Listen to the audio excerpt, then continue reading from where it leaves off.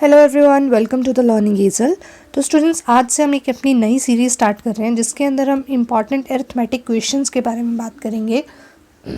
आपके पास डेली के 5 से 6 क्वेश्चंस मैं आपके साथ डिस्कस करूंगी जो कि इम्पॉर्टेंट रहेंगे आपके एग्जाम्स के लिए, आपके अपकमिंग SBI PO के लिए।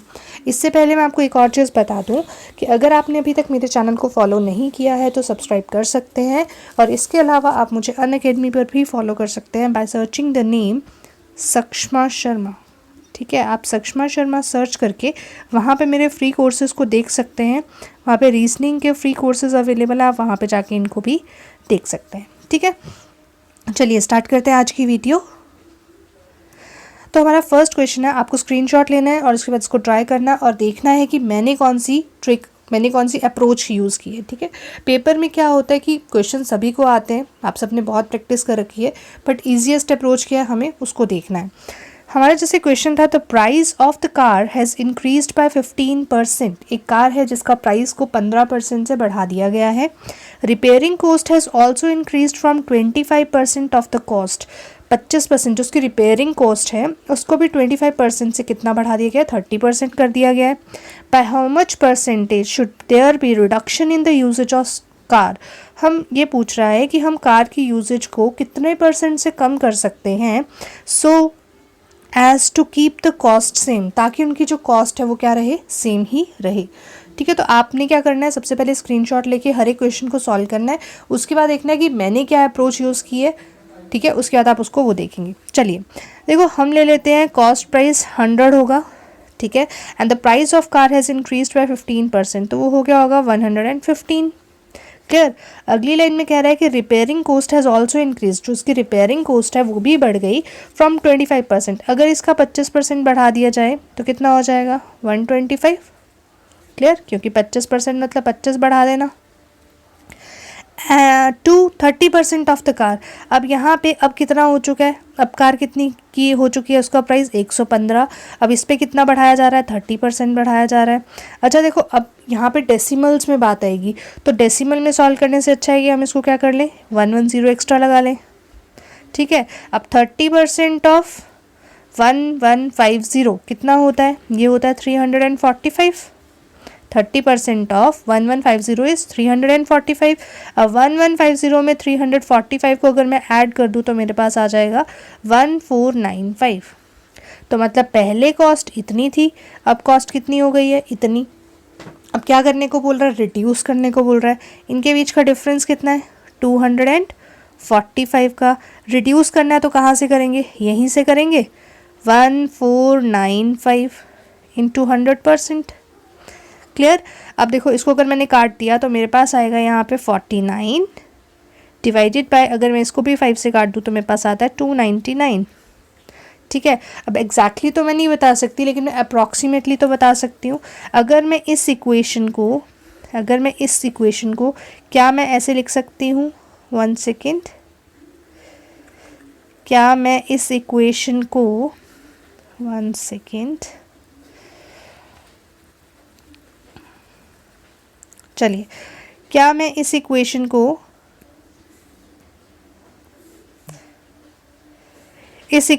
क्या मैं ऐसे लिख सकती हूँ, 50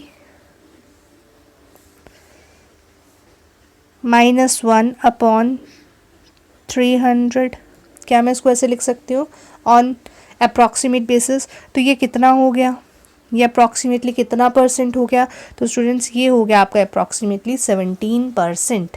कितना हो गया आपके पास, ये अप्रॉक्सीमेटली 17%। अगर मैं यहाँ पे ज़ीरोज़ को काट दूँ तो 3 से काटने पे ये मेरे पास अप्रॉक्सीमेटली 51 जो है वो किसके अराउंड आता है, 16 पॉइंट समथिंग आएगा। ठीक है, तो दैट वाज अप्रॉक्सीमेटली 17%। अगर हमसे क्या पूछा जाता है, अप्रॉक्सीमेटली में आंसर पूछा जाता है।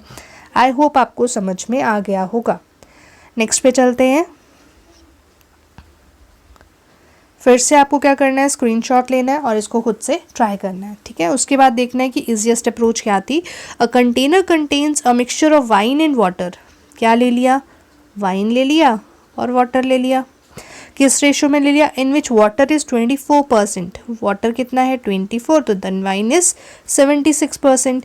50% of the mixture is taken out, अगर मैं 50% ले लूँ, अच्छा अगर मैं इसको काट दूँ तो मेरे पास बचेगा 6, 4 से काटने पे यहाँ पे आएगा 19:6। 50% मैंने मिक्सचर निकाल दिया तो वो भी किस रेशो में निकलेगा, 19:6 की रेशो में। अब कह रहा है इन विच 78 litre less than the wine, जिसमें पानी जो था, पानी कौन सा वाला है ये वाइन से 78 लीटर कम है, मतलब कितने का डिफरेंस था यहाँ पे, 13 का। 13 पार्ट्स की वैल्यू कितनी हो गई, 78, मतलब 1 पार्ट की वैल्यू कितनी आ रही है, 6।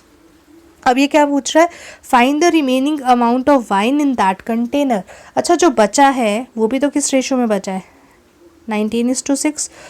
50% निकल गया, 50% बचा, वो भी किस रेशो में बचा, इसी रेशो में। वाइन कितनी है 19, तो 19:6 इज 114, 114, ठीक है। सॉरी यहाँ पे ऑप्शन थोड़ा सा गलत हो गया, 114, तो आपके पास आंसर आ जाएगा 114। क्लियर, चलिए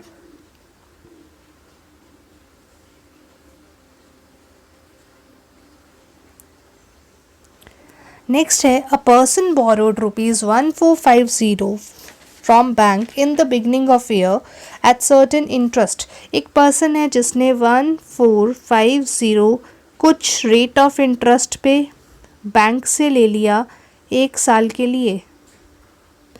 आफ्टर 4 months, 4 महीने बाद, 4 महीने अगर हम साल में कन्वर्ट कर दे तो कितना हो गया, 1/3 years। क्लियर। ही अगेन बोरोड 725, अब उसने दोबारा से कितने बोरो कर लिए, 725 from bank at a rate of interest that is double the former sum years. पहले वाला जो सम जितना रेट ऑफ इंटरेस्ट पे लेता था उससे ये रेट ऑफ इंटरेस्ट क्या हो गया, डबल। अच्छा अगर मैं इस 2 को यहाँ मल्टीप्लाई कर दूँ तो ये क्या बन जाएगा, 1450 ही बन जाएगा। दैट मीन्स कि मेरे पास जो इक्वेशन आई वो क्या आ गई, 1450 मल्टीप्लाई बाय 1 और 1 + 3 कितना हो गया, 4/3, 4/3 ईयर्स हो गए। रेट ऑफ इंटरेस्ट कितना हो गया हमारे पास, R/100 इज इक्वल्स टू, अब ये सम कितना बता रहा है हमें, 87 कह रहा है कि अगर ये मैं टोटल कर दूं तो 1 साल के बाद the sum of interest on both the loans is 87। दोनों के ऊपर जो मुझे रेट ऑफ इंटरेस्ट मिलेगा वो कितना रहेगा, 87 रुपीज़। अच्छा चलो इसको अब काटते हैं, इसको मैंने काट दिया, ये यहाँ 2 से कटा, यहाँ पे आ गया 5, इसको 5 से काटा तो आ गया 29। अच्छा 29 3 कितने होते हैं, 87। तो मेरे पास यहाँ पे रेट कितना आ गया, 9/2 that is 4.5%।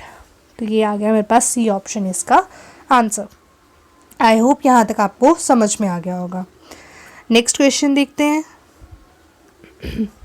A person purchase 2 articles at same price. एक पर्सन है जिसने 2 आर्टिकल्स को खरीदा सेम ही प्राइस के ऊपर, एक ही प्राइस के ऊपर खरीदा, मतलब उसका कॉस्ट प्राइस क्या हो गया, same. He sell the second article at 18% profit. आप में से काफ़ी लोगों ने एलिगेशन मेथड किया होगा, हम यहाँ पे वही यूज़ करेंगे, ठीक है। हमारे पास यहाँ पे प्रॉफिट कितना बता रही है, सेकेंड आर्टिकल पे 18%, ठीक है। And selling price of second article is 90 more than the selling price of first article. मतलब यहाँ पे ये आपके पास सेकेंड आर्टिकल का प्रॉफिट है, जो हमारे पास फर्स्ट आर्टिकल का सेलिंग प्राइस आएगा, दोनों के सेलिंग प्राइस के बीच में डिफरेंस कितना है, 90 का, ठीक है। आगे कह रहे हैं find the cost price of 1 article. एक आर्टिकल का कॉस्ट प्राइस बताओ अगर ओवरऑल प्रॉफिट कितना है, 15% का, ठीक है। अब देखो जब भी हम प्रॉफिट के ऊपर एलिगेशन लगाते हैं तो हमें नीचे क्या मिलता है, हमें नीचे मिलता है कॉस्ट प्राइस। अब वो कह रहा है कॉस्ट प्राइस दोनों का क्या है, सेम है, दैट इज़ 1:1 में है। तो यहाँ से अगर मैं इसको सॉल्व करूँ तो मेरे पास कितना आएगा, 3%, मतलब 1 की वैल्यू कितनी है, 3%, तो यहाँ भी कितना आएगा, 3। अब देखो ये वाली जो वैल्यू थी ये ओवरऑल से क्या थी, डियरर, मतलब ज़्यादा है, तो ऑब्वियसली एलिगेशन में एक वैल्यू क्या होती है हमारी, चीपर। अगर वो चीपर है तो दैट मीन्स 15 से 3 माइनस किए तो कितना बचा, 12%। अब मेरे पास दोनों आर्टिकल पे कितना कितना प्रॉफिट हो रहा है वो मेरे पास आ गया, ठीक है। तो मैं बता सकती हूँ एक का सेलिंग प्राइस था 112, एक का सेलिंग प्राइस है 118, ठीक है, बता सकते हैं। अब देखो यहाँ पे कितने का डिफरेंस बन रहा है, 6% का, और ये 6% कितने का डिफरेंस डाल रहा है, 90 का। तो दैट मीन्स कि एक की वैल्यू कितनी हो गई, 1% की वैल्यू कितनी होगी, 15। तो हमसे पूछा हुआ है कॉस्ट प्राइस ऑफ 1 आर्टिकल, तो 1 आर्टिकल का जो कॉस्ट प्राइस है वो मेरे पास कितना आ जाएगा, 1500। तो मेरे पास आंसर हो गया ऑप्शन नंबर ए। ठीक है, चलिए नेक्स्ट देखते हैं। इसको भी आप पहले स्क्रीनशॉट लेके खुद से सॉल्व करेंगे और उसके बाद देखेंगे इसको किस तरह से इजीली किया जा सकता है। बोला गया है speed, ratio of speed of boat in still water. Still water को मैं रिप्रेजेंट करती हूँ x से, ठीक है, to the speed of current, current को मैं रिप्रेजेंट करती हूँ y से। तो मेरे पास आ गया ये 10:1। अब मुझे पता है कि जो डाउन स्ट्रीम स्पीड होती है वो क्या होती है, बोट और करंट की स्पीड को ऐड करके आती है, मतलब मेरे पास कितनी आ गई, 11। और अपस्ट्रीम स्पीड कितनी होती है, बोट और स्ट्रीम को माइनस करके, दैट मीन्स मेरे पास आ गई 9। अब ये कह रहा है ratio of time taken by the boat to cover d kilometre downstream. d kilometre downstream जाना है तो कितना हो गया स्पीड, ये d डिस्टेंस हो गया। अब स्पीड कितनी होगी, क्योंकि हमें टाइम की रेशो दी हुई है ना, तो देखो स्पीड क्या होता है, डिस्टेंस अपॉन टाइम। तो टाइम क्या होगा, डिस्टेंस अपॉन स्पीड। तो ये मेरे पास क्या आ गया, डिस्टेंस, और ये मेरे पास स्पीड आ गई 11। अब कह रहा है to the time taken by boat to cover d-45 by, इसमें स्पीड कितनी आ गई, 9 इज इक्वल्स टू। अब ये कह रहे हैं इनकी रेशो 3:2 होनी चाहिए। तो स्टूडेंट्स यहाँ पे आप दो चीज़ें कर सकते हो, या तो फिर आप इसको क्रॉस मल्टीप्लाई करके सॉल्व करो, जो कि बहुत लेंथी मेथड है ना, या तो आप इसको क्रॉस मल्टीप्लाई करके सॉल्व करो, बहुत ही लेंथी हो जाएगा, या फिर बाय ऑप्शन चल लो। ठीक है, आपको ऑप्शन में क्या देखना है, मैंने यहाँ पे उठाया पहला ऑप्शन 80। अगर मैं यहाँ पे 80 को रखती हूँ तो 80 तो 11 से कभी कटेगा ही नहीं, और वो 3/2 कभी बना ही नहीं सकता, क्योंकि नीचे मेरे पास 11 से काटने वाली कोई टर्म आएगी ही नहीं। ठीक है, अगर मैं 80 से 45 को माइनस भी करती हूँ तो मेरे पास 35 आता है, मतलब 11 तो किसी भी हालत में कहीं से भी नहीं कटेगा। तो पहला ऑप्शन तो हो नहीं सकता। दूसरा कह रहा है 108। अगर मैं 108 लेके चलती हूँ तो 108 भी 11 को कभी नहीं काटेगा, और अगर 108 से मैं 45 को माइनस भी कर देती हूँ तो भी मेरे पास कितना बचेगा, 63, है ना, जिसको अगेन मैं नहीं काट सकती। फिर आता है 60 अगेन, ना तो 9 से कटने वाला है ना, 15/9 हो जाएगा, ये भी नहीं कटेगा, और ना ही 11 से कटने वाला है। अगर मैं 99 लेती हूँ तो मेरे पास आता है 99/11 अपॉन 99 से 45 माइनस किए तो मेरे पास बचता है 54/9। अगर मैं इसको काटूँ तो कितना आया, 6, इसको काटूँ तो कितना आया, 9, तो 9/6 इज 3/2। आई होप समझ में आया होगा कि आपको टाइम एंड डिस्टेंस के क्वेश्चंस को किस तरह से करना है। ठीक है, चलिए, तो ये थे हमारे आज के 5 बहुत ही इंपॉर्टेंट क्वेश्चंस। आई होप आपको पसंद आए होंगे। अगर आपको पसंद आए तो आप नीचे कमेंट सेक्शन में बता सकते हैं। अगर आपको ऐसी और कुछ इंपॉर्टेंट क्वेश्चंस पे वीडियोस चाहिए तो भी आप मुझे बता सकते हैं। अनअकैडमी पे आप मुझे फॉलो कर सकते हैं, और अगर आपको प्लस सब्सक्रिप्शन लेना है तो आप TLE 10 लगा के 10% का इंस्टेंट डिस्काउंट पा सकते हैं। ठीक है, so students thank you so much.